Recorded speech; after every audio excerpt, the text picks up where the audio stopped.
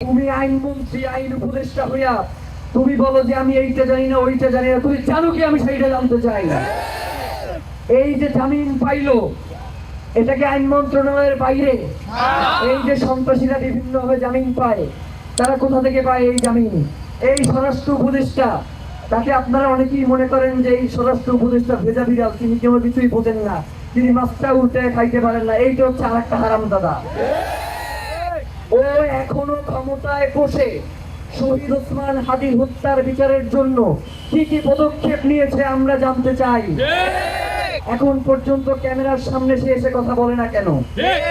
শহীদ ওসমান হাদী হত্যার মতো এত গুরুত্বপূর্ণ ঘটনায় স্বরাষ্ট্র উপদেষ্টা সামনে আসছেন না, একজন অতিরিক্ত আইজিপি কে সামনে পাঠায় যান। ফাজলামি করেন মিয়া, এই ধরনের ফাজলামি আর চলবে না। আমরা আগামীকাল কর্মসূচি ঘোষণা করব। সেই কর্মসূচিতে কোনো সুশীলতা চলবে না।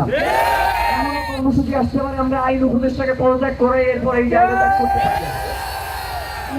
কর্মসূচি আসতে পারে আমরা স্বরাষ্ট্র উপদেষ্টাকে পদত্যাগ করে এরপর কর্মসূচির অব্যাহত করতে পারি।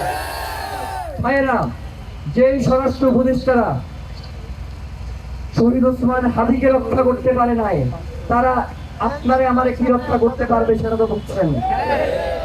শহীদ ওসমান হাদী, রাজনৈতিক দলগুলো কত বড় হাম্মক আপনি একবার চিন্তা করেন। যে ইসির অধীনে সে নির্বাচন করতে যায়, সেই ইসি বলতেছে ঢাকা ৮-এর মতো একটা গুরুত্বপূর্ণ আসনের প্রার্থী শহীদ ওসমান হাদী খুন হয়েছে, সে বলে এটা একটা বিচ্ছিন্ন ঘটনা। তাইলে এই ইসির অধীনে কি ইলেকশন হবে সেটাও আমরা বুঝেছি।